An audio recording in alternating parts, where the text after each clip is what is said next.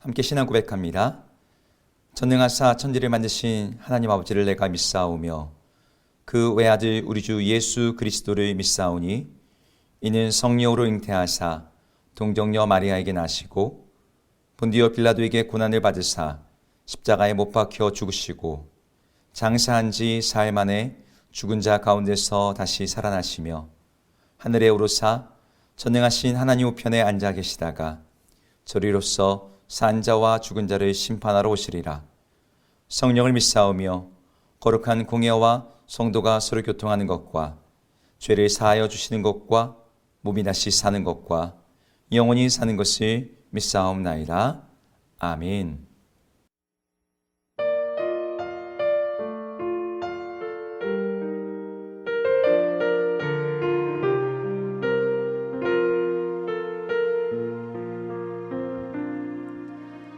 무엇이 변치 않아 내 소망이 되며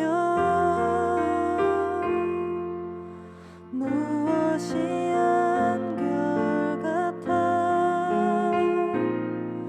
내 삶을 품으리 그 누가 날 만족해 내 영이 쉬며 그 누굴 기다려 내 영이 기쁘리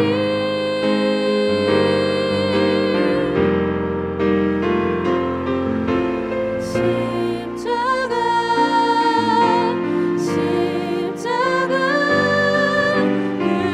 그늘 아래 내 소망이 있네 십자가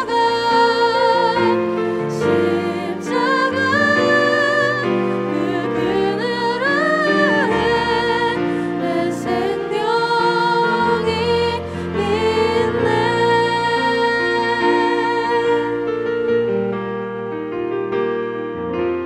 무엇이 변치 않아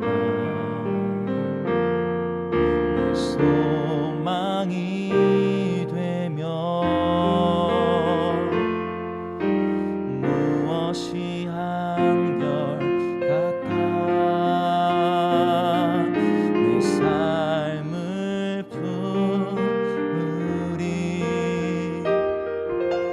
그 누가 날 만족해 내 영이 쉬며 그 누굴 기다려 내 영이 기쁘리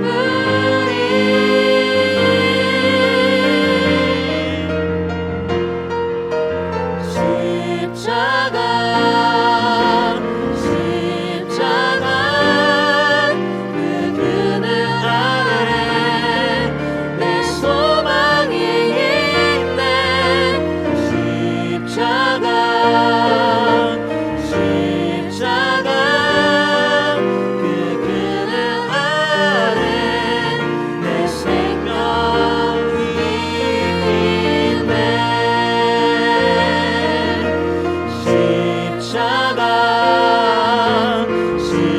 십자가 그 그늘 아래 내 소망이 있네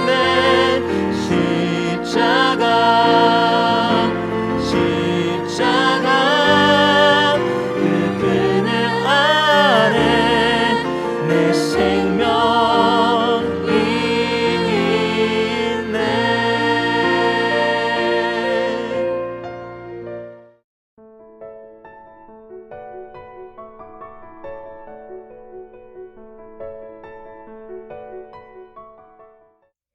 여호와께 드릴 화목제물의 규례는 이러하니라. 만일 그것을 감사함으로 드리려면 기름 섞은 무교병과 기름 바른 무교 전병과 고운 가루에 기름 섞어 구운 과자를 그 감사 제물과 함께 드리고 또 유교병을 화목제의 감사 제물과 함께 그 예물로 드리되 그 전체의 예물 중에서 하나씩 여호와께 거제로 드리고 그것을 화목제의 피를 뿌린 제사장들에게로 돌릴지니라.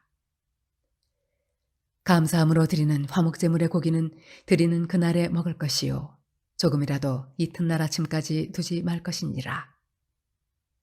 그러나 그의 예물의 제물이 서원이나 자원하는 것이면 그 제물을 드린 날에 먹을 것이요 그 남은 것은 이튿날에도 먹되 그 제물의 고기가 셋째 날까지 남았으면 불사를지니 만일 그 화목제물의 고기를 셋째 날에 조금이라도 먹으면 그 제사는 기쁘게 받아들여지지 않을 것이라. 드린 자에게도 예물답게 되지 못하고 도리어 가증한 것이 될 것이며 그것을 먹는 자는 그 죄를 짊어지리라. 그 고기가 부정한 물건에 접촉되었으면 먹지 말고 불사를 것이라. 그 고기는 깨끗한 자만 먹을 것이니 만일 몸이 부정한 자가 여호와께 속한 화목제물의 고기를 먹으면 그 사람은 자기 백성 중에서 끊어질 것이요 만일 누구든지 부정한 것 곧 사람의 부정이나 부정한 짐승이나 부정하고 가증한 무슨 물건을 만지고 여호와께 속한 화목제물의 고기를 먹으면 그 사람도 자기 백성 중에서 끊어지리라. 여호와께서 모세에게 말씀하여 이르시되 이스라엘 자손에게 말하여 이르라. 너희는 소나 양이나 염소의 기름을 먹지 말 것이요 스스로 죽은 것의 기름이나 짐승에게 찢긴 것의 기름은 다른 데는 쓰려니와 결단코 먹지는 말지니라. 사람이 여호와께 화제로 드리는 제물의 기름을 먹으면 그 먹는 자는 자기 백성 중에서 끊어지리라. 너희가 사는 모든 곳에서 새나 짐승의 피나 무슨 피든지 먹지 말라. 무슨 피든지 먹는 사람이 있으면 그 사람은 다 자기 백성 중에서 끊어지리라. 안녕하세요. 오늘도 말씀과 함께 하루를 시작하시는 여러분들을 주의 이름으로 축복하고 환영합니다. 오늘 말씀은 레위기의 5가지 제사 중에 마지막 화목제를 다루고 있는 본문입니다. 오늘 화목제를 어제 본문에도 이미 나와 있지만 오늘은 화목제를 드릴 때 해야 되는 몇 가지 추가되는 규정을 설명하고 있습니다. 화목제를 드릴 때 크게 여기서는 2가지 종류의 화목제를 이야기하고 있는데요. 하나는 하나님께 감사함으로 드리고 있는 감사제라고 하는 화목제와 또 하나는 하나님께 약속한 서원을 이제 다 지켰거나 지키겠다라고 하는 것을 이제 하나님 앞에서 약속하면서 드리는 서원제라고 하는 화목제입니다. 같은 화목제지만 감사제와 서원제는 화목제물로 드려진 이 고기를 다루는 방식에 있어서 먹는 방식에 있어 다른 점들이 있습니다. 여러분 화목제물 아시다시피 제사를 드리는 사람이 그 제물의 고기를 먹는데 감사제는 하나님께 제사를 드린 바로 그 날에 그 남은 모든 고기를 먹어야 했습니다. 다음 날 아침까지는 제물에 어떠한 고기도 남아 있어서는 안 되는 것이죠. 반면에 서원제와 같은 경우에는 같은 화목제지만 제사를 드린 날은 물론이고 그 이튿날에도 먹을 수 있게 해놨습니다. 대신 셋째 날 아침까지는 결코 남아서는 안 된다. 이것이 서원제에 하나님께서 명령하신 내용이었어요. 자, 그러면 하나님께서 화목제물로 드려진 제물을 먹게 하시면서 거기에 시간과 제한을 걸어 놓으신 이유는 무엇일까요? 감사제의 경우 같은 경우는 바로 그날 다 먹어야 되고 서원제는 하루 정도의 더 여유가 있지만 셋째 날 아침까지 남아서는 안 되는 거죠. 왜 이렇게 하나님께서 그 고기를 먹는 시간을 제한해 놓으셨을까요? 감사제는 말 그대로 감사함으로 인해서 하나님께 화목제를 드리는 거예요. 그 감사한 제목, 그 기쁨을 제사한 사람이 정말 감사해서 하나님께 드리는데 이것을 자기만 먹는 것이 아니라 이웃과 나누도록 그 감사의 기쁨을 함께 나누게 하셨습니다. 여러분 소 한 마리를 잡아서 하나님께 번제를 드린다고 할 때 그 고기의 양이 엄청납니다.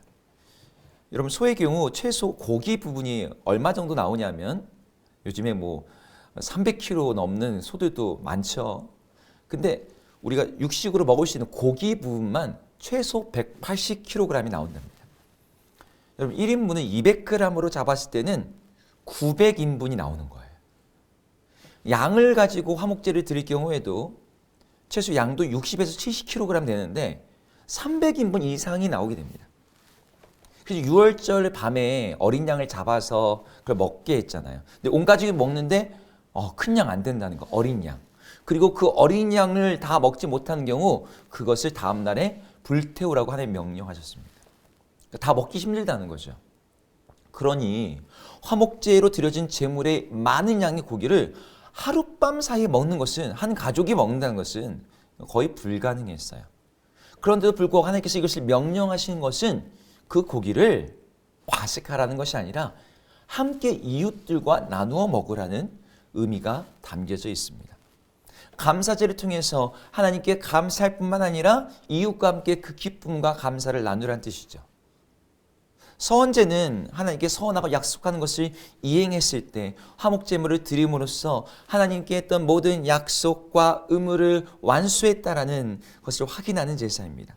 그래서 서원제는 자신의 약속을 지켰고 의무를 다했고 책임을 이행했다고 하는 그 자유함과 안도감과 보람을 담고 있습니다. 그래서 보다 여유 있게 이 제물을 먹는 시간을 설정해 놓으셨어요.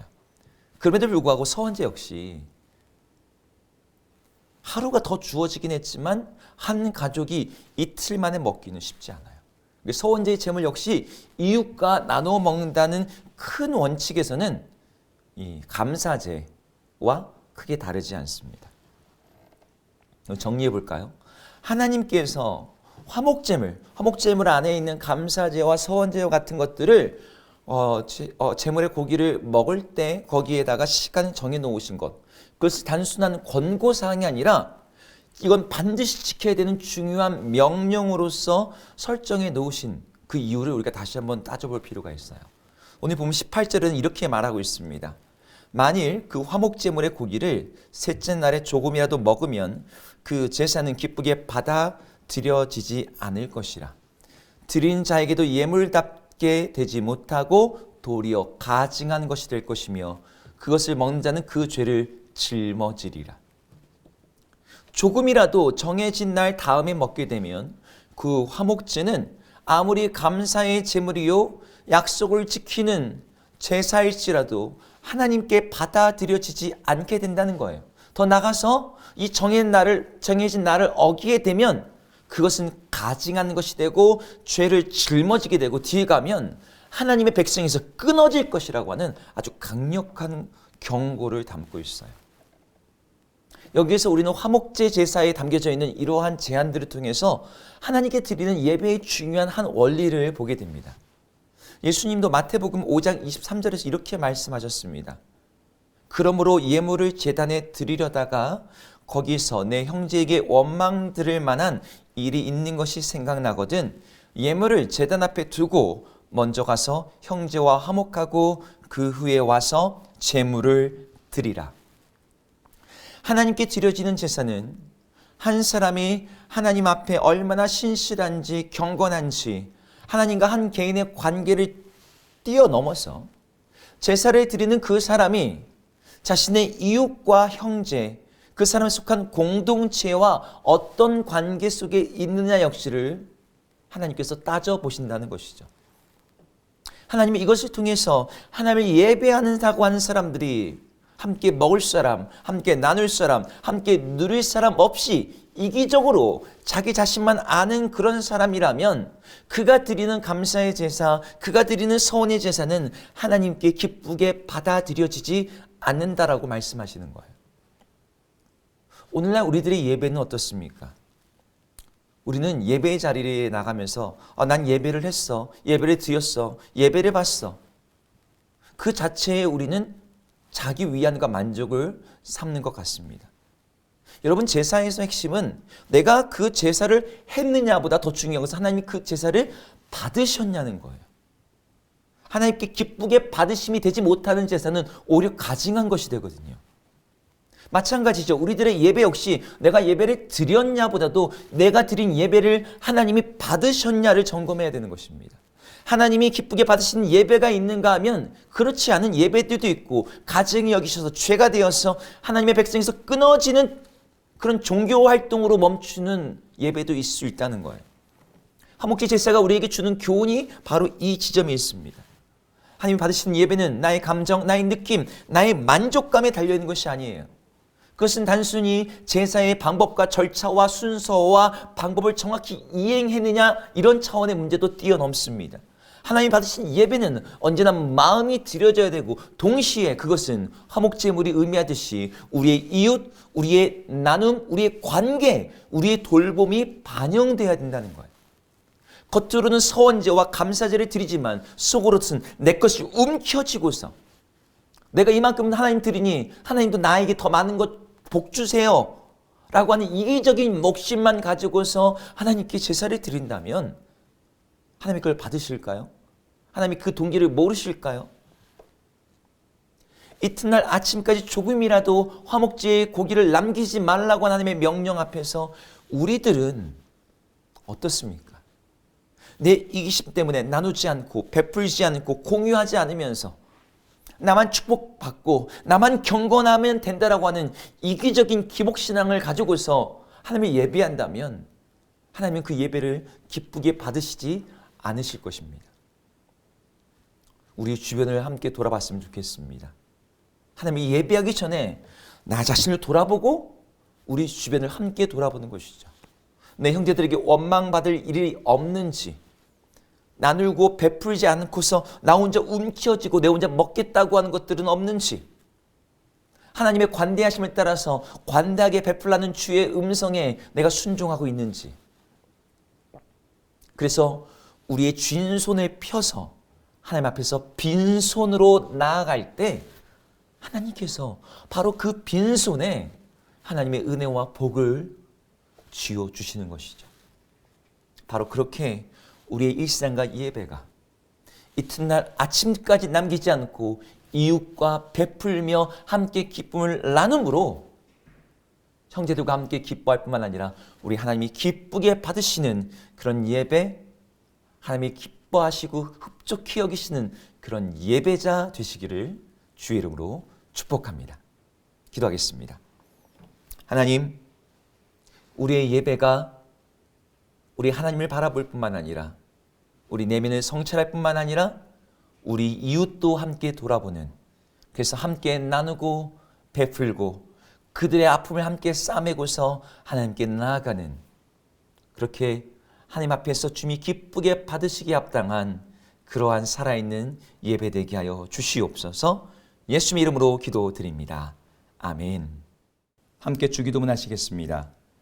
하늘에 계신 우리 아버지여, 이름이 거룩히 여김을 받으시오며 나라 임하옵시며 뜻이 하늘에서 이룬 것 같이 땅에서도 이루어지이다. 오늘 우리에게 일용할 양식을 주옵시고 우리가 우리에게 죄 지은 자를 사하여 준 것 같이 우리 죄를 사하여 주옵시고 우리를 시험에 들게 하지 마옵시고 다만 악에서 구하옵소서. 대개 나라와 권세와 영광이 아버지께 영원히 있사옵나이다. 아멘.